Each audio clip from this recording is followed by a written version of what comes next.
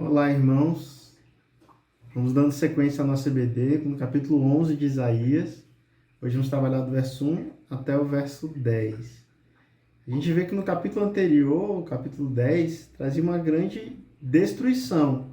Não somente em Sião, onde ele fala ali dos assírios devastando todo o povo de Deus, mas também é pronunciado a destruição para a Síria, que foi usado como um instrumento do Senhor para purificar seu povo, mas que também iam conhecer a ira do Senhor. Em meio a toda essa destruição, devastação, ele cita muito a natureza, suas florestas iriam se acabar. A gente vê que em meio a tudo isso, um ramo irá surgir. E nós vamos ver que ramo é esse que nasce de todas essas cinzas. Mas primeiro vamos orar e pedir a orientação de Deus para este momento. Senhor Deus eterno Pai, graças te damos, Senhor, por nos conceder, Senhor, materiais para estudar, para conhecer, para nos aprofundarmos, Senhor, no conhecimento da Tua Palavra, Senhor, e por podermos, Senhor, transmitir esse conhecimento, compartilhar e aprender como irmãos, Senhor, mesmo estando distantes, ó Pai. Pedimos, Senhor, que o Senhor nos dê o entendimento necessário e que Sua palavra, Senhor, toque em nossos corações e revele, Senhor, Sua vontade para nossas vidas. É isso que pedimos e agradecemos em nome do Teu Filho amado, Jesus Cristo. Amém. Certo, vamos então ler o capítulo 11 de Isaías, do verso 1 até o 5. Um ramo surgirá do tronco de Jessé, e das suas raízes brotará um renovo. O Espírito do Senhor repousará sobre ele, o Espírito que dá sabedoria e entendimento, o Espírito que traz conselho e poder, o Espírito que dá conhecimento e temor do Senhor. E ele se inspirará no temor do Senhor, não julgará pela aparência, nem decidirá com base no que ouviu, mas com retidão julgará os necessitados, com justiça tomará decisões em favor dos pobres. Com suas palavras, como se fosse um cajado, ferirá a terra. Com o sopro de sua boca matará os ímpios. A retidão será a faixa de seu peito, a fidelidade, seu cinturão. Então, esses são os primeiros 5 versículos. A gente vê, então, que surge um ramo do tronco de Jessé. E, ao longo do livro, a gente vê ele sempre citando a descendência de Davi, trazendo como sempre a partir de Davi. Mas aqui não, aqui ele falou que é um ramo que surge do tronco de Jessé. Então, Jessé é o pai dessa linhagem. O que ele está querendo colocar aqui é que os brilhos dos dias de Davi já não existem mais. A origem real, em toda a sua glória, não é mais vista aqui, mas sim uma origem mais humilde, como era de Jessé, uma origem que era ali quase insignificante, poderia passar despercebida. Então a gente vê que esse ramo tem essa mesma origem humilde, origem simples. E assim como a gente falou daquela árvore, o terebinto anteriormente, que ela conseguiria crescer de novo, mesmo tendo apenas o seu tronco, a gente vê aqui que o renovo surge nesse texto do tronco de Jessé. E das suas raízes que ele brota. Esse renovo brota das raízes desse tronco. E tudo isso são coisas que Zé já vinha colocando em seus textos desde o início. Em seguida, a gente vê algumas características desse ramo. Primeiro, que o Espírito do Senhor repousará sobre ele. Muito comum a gente vê o Espírito do Senhor ser derramado sobre reis, profetas como o próprio Isaías, líderes do povo, como Moisés.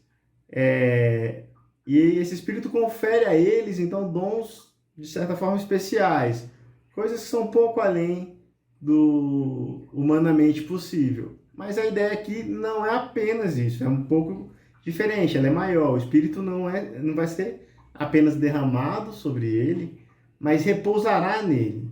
Ficará, então, neste ramo de Jessé. E que Espírito é esse? Ele detalha logo em seguida no texto. É o Espírito que concede sabedoria e entendimento, conselho e poder, conhecimento e temor ao Senhor. Se a gente reparar bem, a gente vê uma relação direta com o que a gente falou no capítulo 9, né? A gente viu que tinha, no capítulo 9 ele cita um rei, aquele líder, que era maravilhoso conselheiro, Deus forte, Pai eterno e príncipe da paz. Dá para a gente relacionar aí o que o Espírito concede a ele com essas características do rei ali do capítulo 9. São bem semelhantes. Então a gente vê que a gente está falando aqui da mesma pessoa. Então esse é mais um fragmento, digamos assim, mais um pedaço de uma profecia messiânica de Isaías que ele já vem trazendo desde o início do livro, né?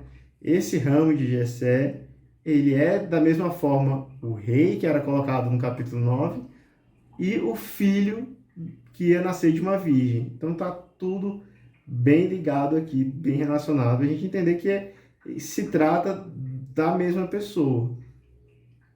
E a gente vê então que quais são os valores então que vão ser levados em conta por esse ramo de Jessé, né? Que é inspirado no temor do Senhor. Então, como resultado do Espírito do Senhor residir nele, a gente vê que o seu julgamento ele está além de aparência ou de julgamento simples, muito pelo contrário. Ele conhece a cada um em seu interior e fará julgamentos justos, que é o que muitos reis estavam negligenciando ali no passado, até esse momento que Isaías estava falando com o povo. Então, é interessante ele trazer esse contraste, né? Ele traz ali uma crítica aos assírios que estavam devastando todos os outros reinos com sua cobiça, mas ele também traz aqui uma coisa que atinge diretamente os próprios judeus, os próprios reis de Jerusalém, os próprios reis dentre o povo de Deus, que não eram justos, não carregavam valores, não escutavam realmente a Deus através de seus profetas. Mas com esse ramo de Jessé, a ideia seria diferente. Seu julgamento ele virá com retidão aos necessitados e em favor dos pobres. O próprio Isaías cita que eles foram esquecidos pelo próprio povo de Deus. E a sua justiça, então, ferirá o ímpio. Muito importante isso daqui, porque Isaías, desde o começo, cita que a maldade do povo está muito relacionada com o fato deles esquecerem dos necessitados e dos pobres, não agirem de forma a ajudar o povo, muito pelo contrário, são orgulhosos, são ambiciosos e abandonam realmente aqueles que necessitam. E como ele está trazendo aqui, mostrando que esse personagem aqui, esse ramo de Jessé, ele é justo, ele é piedoso e ele também dá um destaque para esse ponto. Ele ajudará os necessitados. Que em todas as críticas aos reinos, ao povo de Deus que ele fez anteriormente, ele sempre mencionou isso daqui. Olha, vocês não ajudam os necessitados, vocês não dão de comer ao pobre. E esse é um ponto-chave sempre nos textos que a gente vem lendo. E, por fim, a gente vê que ele se vestirá com justiça e retidão. Ficará, então, claro, onde quer que ele esteja, que essas características de justiça, de retidão, farão parte dele. Vamos dar sequência lendo, então, os versículos de 6 a 8. O lobo viverá com o cordeiro, o leopardo se deitará com o bode, o bezerro, o leão e o novilho gordo pastarão juntos, e uma criança os guiará. A vaca se alimentará com o urso, seus filhotes se deitarão juntos, e o leão comerá a palha como o boi. A criancinha brincará perto do esconderijo da cobra. A criança colocará a mão no ninho da víbora.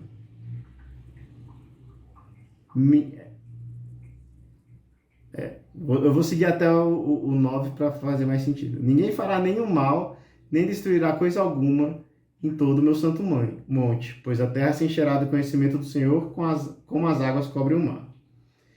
Então aí, do 6 até o 8, a gente vê essa descrição mais ligada à vida selvagem, né? Ele fala, então, ele traz essa cena bem inacreditável, né? Os animais selvagens seriam dóceis, assim como são os animais domésticos, e tanto animais selvagens e animais domésticos estariam se relacionando, estariam vivendo em harmonia, né? Esses animais seriam guiados até mesmo por uma criança, e uma criança colocando a mão no ninho da víbora não seria atacada.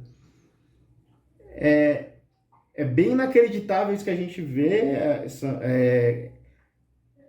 Muita gente até acreditava que isso seria apenas uma linguagem figurada, né? A gente vê então que Isaías pronuncia aqui que a chegada desse ramo de Jessé traz esse tipo de paz, onde até mesmo a vida selvagem se libertaria da corrupção e violência do mundo caído em que vivemos hoje.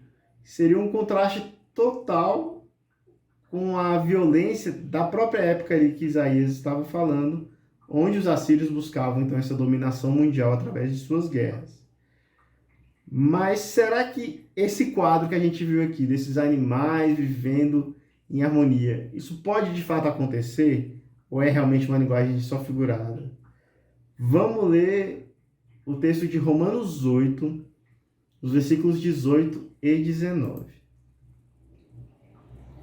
O texto diz o seguinte: considero que os nossos sofrimentos atuais não podem ser comparados com a glória que em nós será revelada. A natureza criada aguarda com grande expectativa que os filhos de Deus sejam revelados. Então esse é um retrato da glória vindoura, quando a natureza criada será liberta da escravidão, da decadência. Esse trechinho ele fala lá no versículo 21 do capítulo 8 de Romanos, né? Se a gente ler, ele está detalhando bem essa glória. Então, é disso que ele está falando. Esse é o momento onde isso se tornará possível. Na glorificação, na glória, quando de fato for o reino, viveremos no reino eterno de Cristo. Então, a gente consegue trazer toda essa relação do menino que nasceu da Virgem, do rei que guiará os judeus, até este ramo de Jessé que traria toda essa paz. E para finalizar, vamos então ler os últimos versículos, o verso 9 e o verso 10. Ninguém fará nenhum mal, nem destruirá coisa alguma em todo o meu santo monte, pois a terra se encherá do conhecimento do Senhor, como as águas cobrem o mar. Naquele dia as nações buscarão a raiz de Jessé, que será como uma bandeira para os povos, e o seu lugar de descanso será glorioso. Então essa transformação toda da criação, da natureza, não vai afetar só a vida selvagem, ela atingirá todos os povos. A terra, então, se encherá de conhecimento do Senhor. E a ideia aqui que ele traz é que as nações se voltarão para ele, se submeterão a ele, a Cristo, a raiz de Jessé, de forma voluntária. Porque buscam, então, um julgamento justo. Então, a referência será ele para todos os povos, não importa qual povo que exista, a referência sempre será Cristo, sempre será o Messias, aqui pronunciado. Então, a raiz de Jessé, esse tronco de árvore que voltou a crescer, sem que ninguém desse a devida atenção a ele, passou despercebido, como a gente falou no começo lá da linha de Jessé, ele será exaltado, como uma bandeira colocada em um santo monte, sinalizando que aquele é o ponto onde todos os povos irão descansar. Então essa é a mensagem que Isaías traz aqui, novamente trazendo um pedaço, um vislumbre do Messias que viria ser o Salvador, não só de judeus, mas, enfim, de toda a humanidade. E ele é aquele que realmente é maravilhoso, é além do humano, além do possível, que ele traz essa paz aqui anunciada. Amém? Então, esta foi a nossa lição. E espero que vocês acompanhem os próximos capítulos da nossa EBD. Amém? Fiquem com Deus e tenham uma ótima semana.